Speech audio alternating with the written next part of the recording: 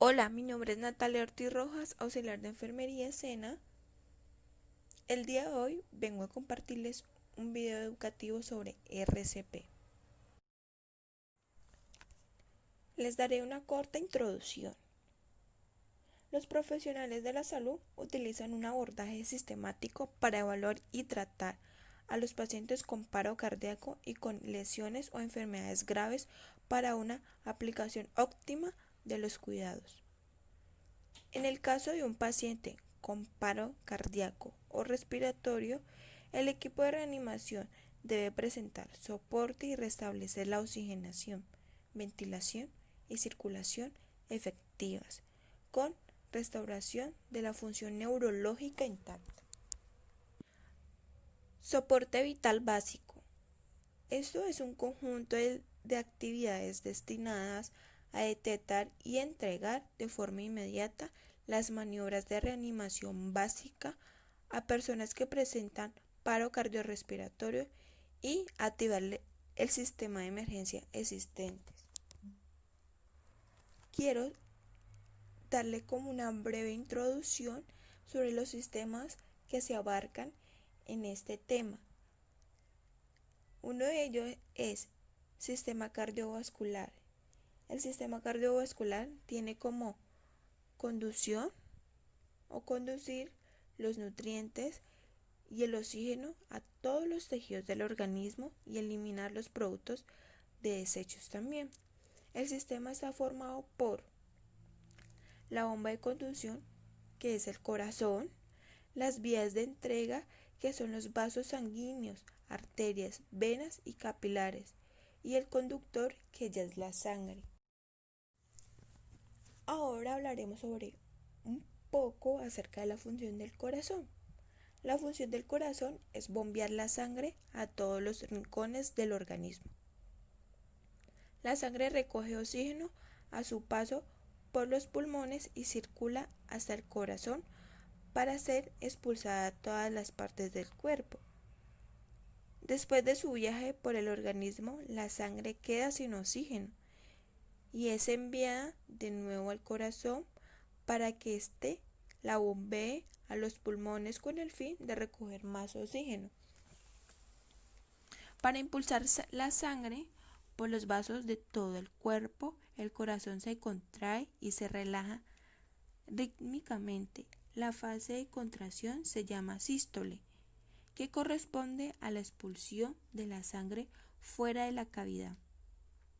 A esta fase siastólica le sigue una fase de relajación muscular llamada diástole, en la que se puede distinguir dos etapas, como una relajación y la otra succión para arrastrar la sangre hasta el interior. Sistema respiratorio. El sistema respiratorio es importante resaltar que está conformado por diferentes estructuras que facilitan el sostenimiento, protección, transporte e intercambio de gases pulmonar.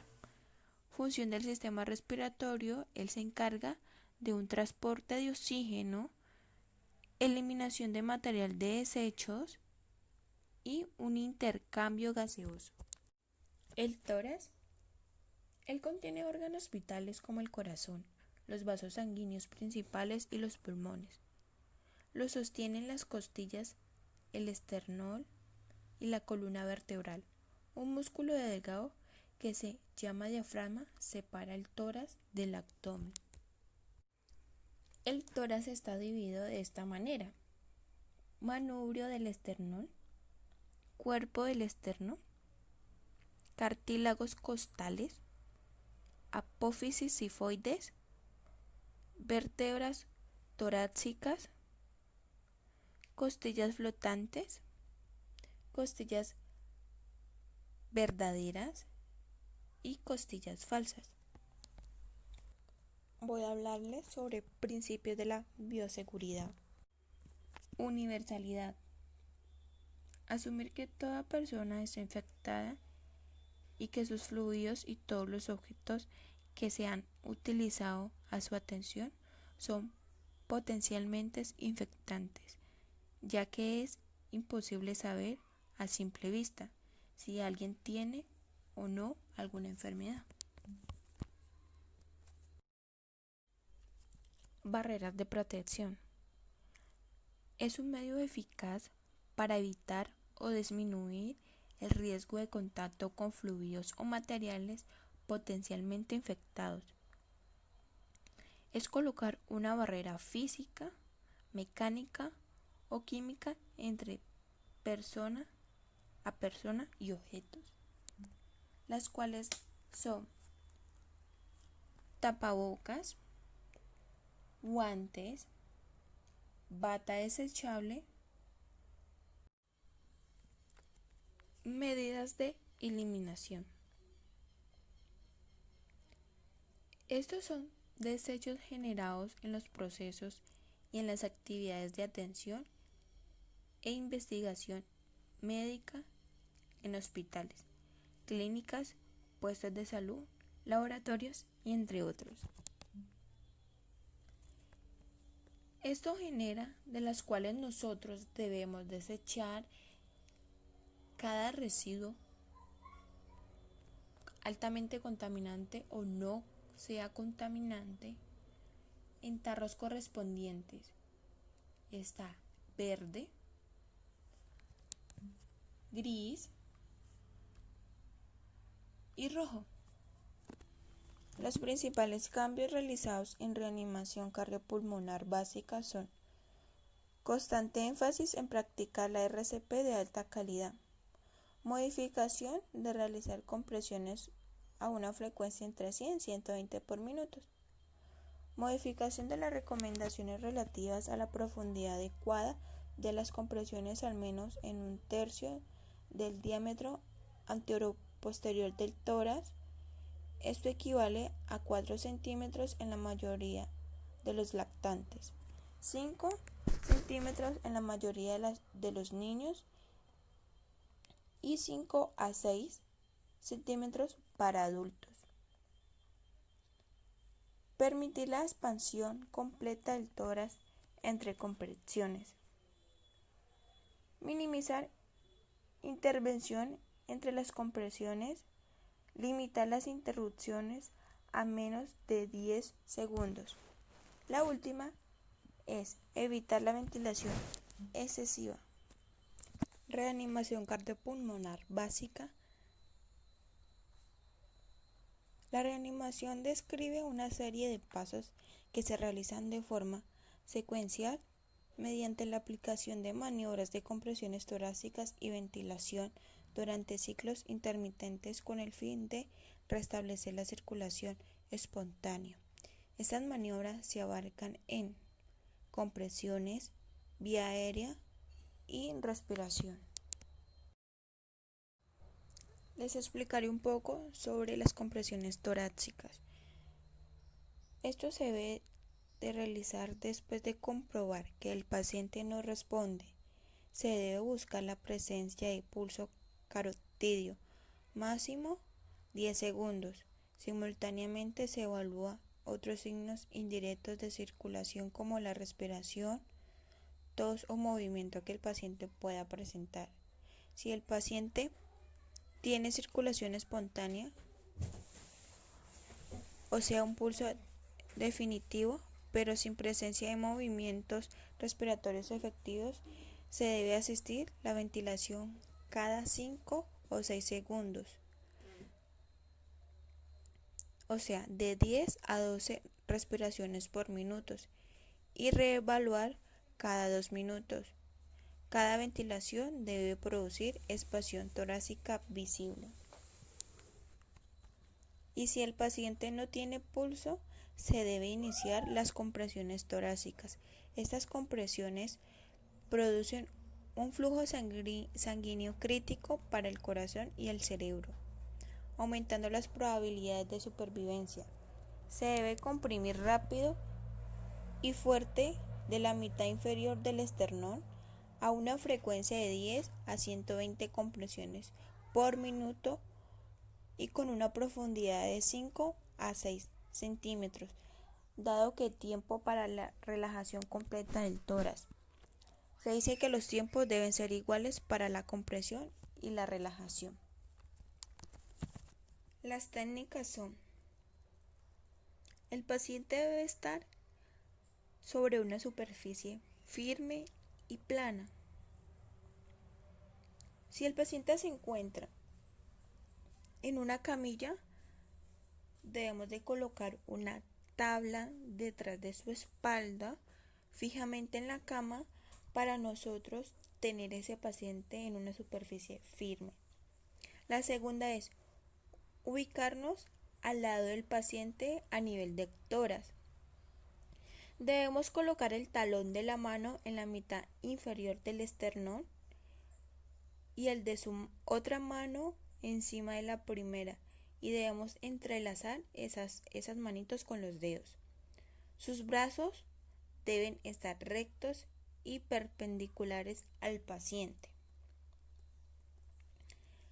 Debemos comprimir el esternón de 5 centímetros de profundidad.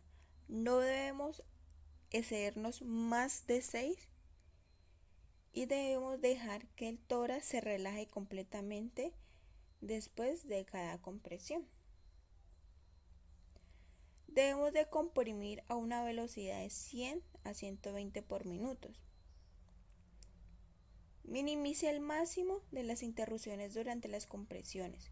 Las pausas pre-shock o post-shock deben ser las más cortas posibles. Solo debe hacerse pausas para brindarle las 2 ventilaciones a nuestro paciente.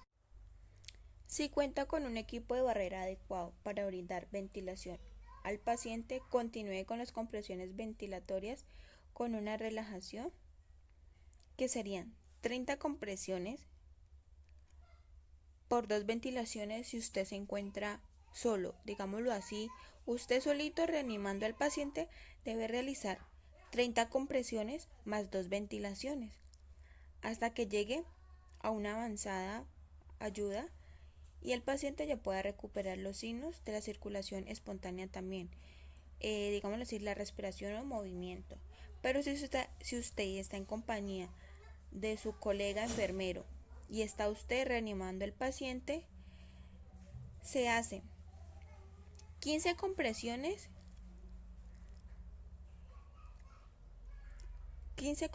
se realizan más 2 ventilaciones.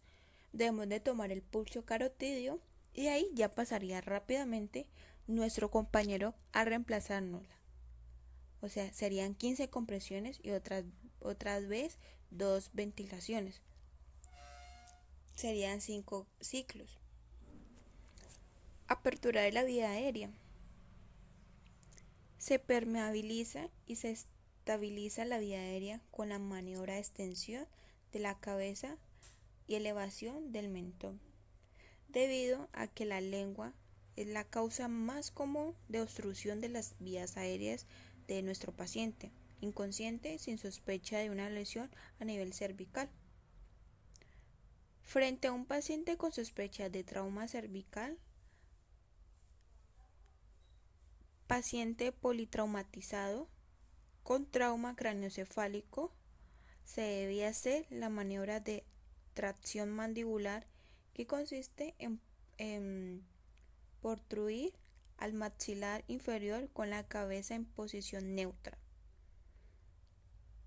Y si surge en casos con un dispositivo básico para mantener permeable la vía aérea, como las cánulas orofaringeas, que se deben aplicar en el momento más indicado durante una reanimación.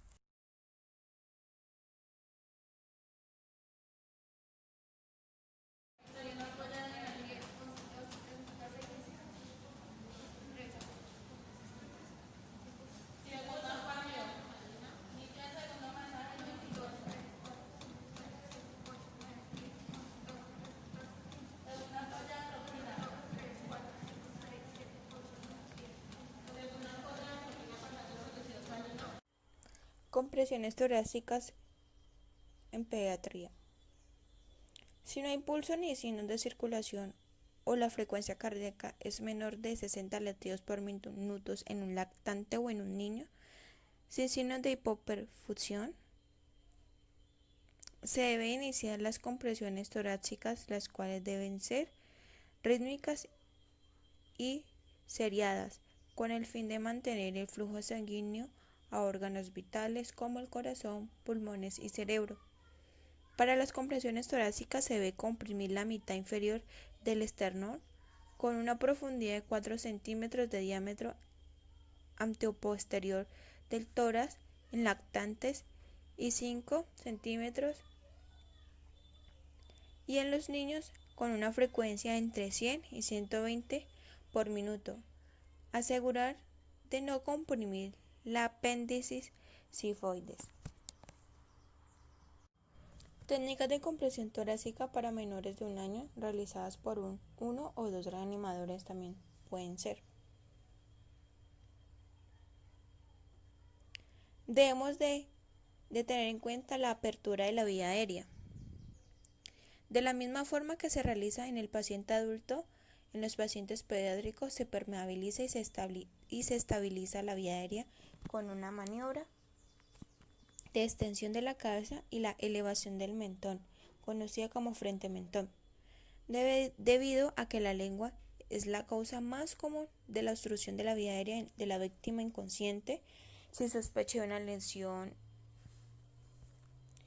Y entonces, frente a un paciente pediátrico con sospecha de un trauma, digámoslo así, cervical, o con un trauma craneoencefálico, se debía hacer la maniobra de reacción mandibular, que consiste en la apertura del maxilar inferior con la cabeza en posición neutra. Técnica de permeabilización de la vía aérea es posición neutra en lactantes, extensión de la cabeza y una elevación del mentón, frente-mentón. Y la última sería tracción mandibular. Para nosotros tener una buena ventilación, se debe coordinar las ventilaciones con las compresiones torácicas, de modo que se administren 30 compresiones y 2 ventilaciones en el caso que solo haya un reanimador.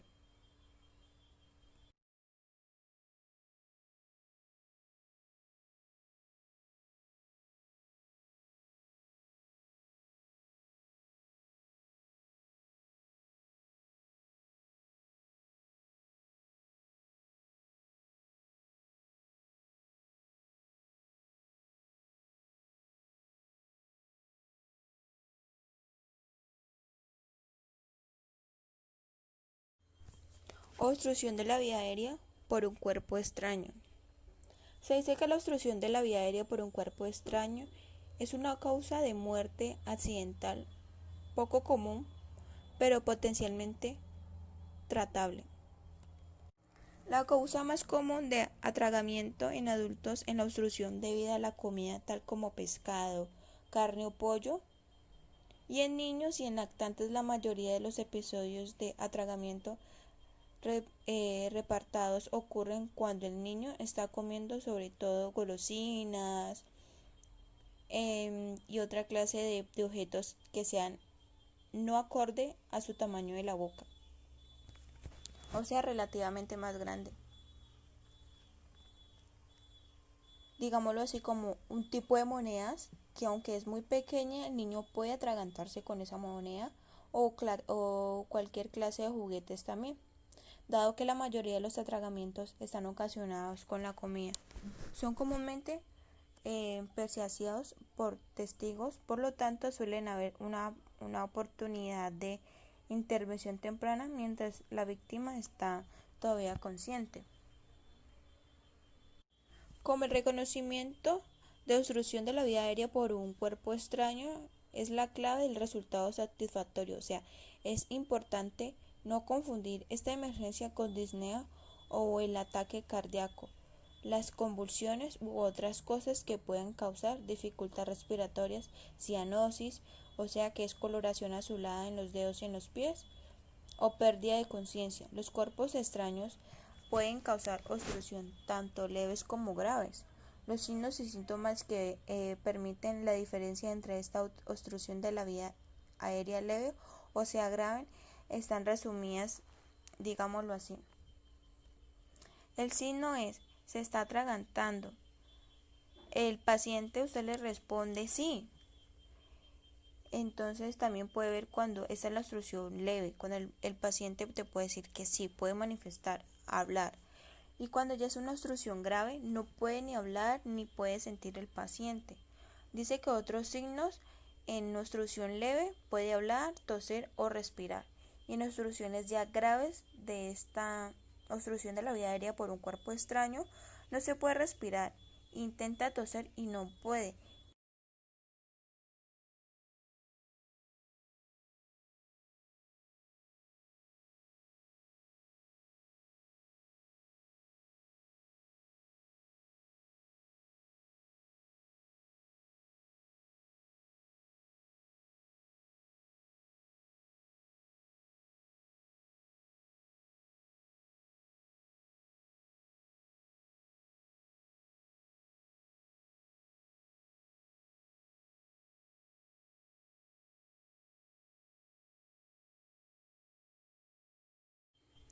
Una de las recomendaciones es decir, si es un adulto o niño grande, es importante preguntarle si está ahogado, si esté o no responde, se debe animar a toser frecuentemente por confirmar el tipo de obstrucción. Si la obstrucción es grave, ubíquese de pie detrás de la víctima, ponga ambos brazos al frente de la parte superior de su abdomen, incline hacia adelante a la víctima. Cierre su puño y colóquelo entre el ombligo y la punta del esternón del paciente. Coja con una mano cerrada con la otra y empuje enérgica hacia adentro y hacia arriba. Repita esto 5 veces si la obstrucción no se libera y continúe alternativamente con 5 golpes en la espalda seguidas de 5 compresiones abdominales, si la víctima en cualquier momento queda inconsciente.